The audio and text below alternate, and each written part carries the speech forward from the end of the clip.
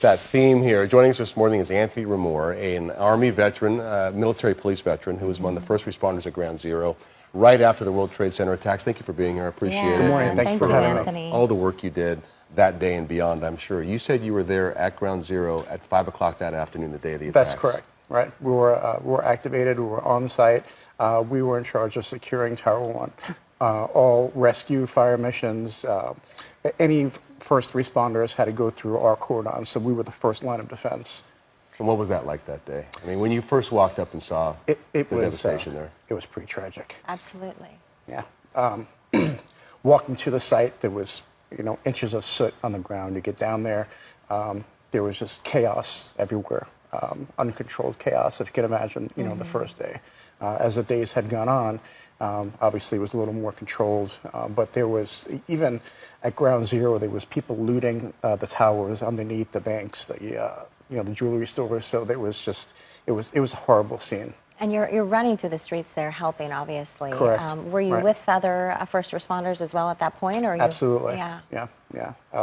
There was first responders coming in, people at construction, off-duty police officers, firemen, everyone coming in to help out. You're getting, this is 18 years ago, and Correct. You're a big, strong guy, and you're sitting here getting emotional. Yeah.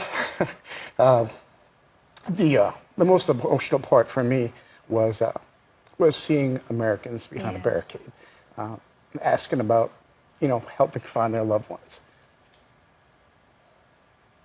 That was an emotional day. Absolutely, yeah.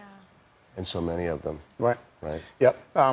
Yeah. It was tragic. But now, even afterwards, although the first responders are having health issues, they have breathing issues like myself, many of which that cannot be found. They can't detect, what it is that's wrong, and I'm actually one of them.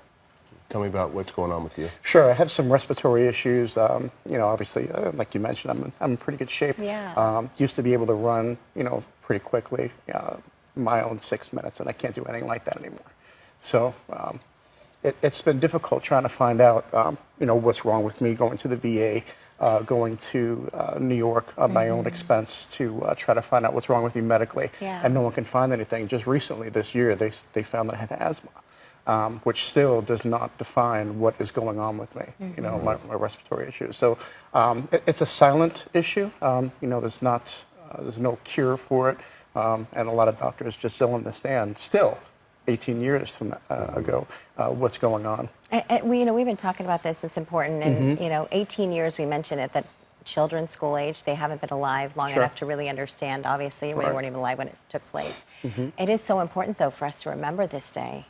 A lot of people don't understand the impact that the military had. Obviously, hats off to fire and police, obviously the first responders. But even going to 9/11 with my family, the memorial, there was just no recognition for the military. A lot of people didn't even know we were there. And speaking to my wife, she said, "Wow, before you told me this, I had no idea the military was present." I didn't know either. Yeah. So we played a big part of cordon and security, at that time. So if you could get a message out here to people who may not be aware of what happened there, or even going forward, what would you say to people as far as it relates to you, your first responders? Oh gosh, I had a lot of PTSD stemming from that day. If you need to talk to somebody, don't be that person that says I can handle it myself. Go talk to somebody. Obviously, if you're feeling health issues, go see a doctor. Tell them, describe exactly what you're feeling. After serving and retiring in the military, you hear that strong, manly man and woman, obviously, saying that, I can handle it myself, so.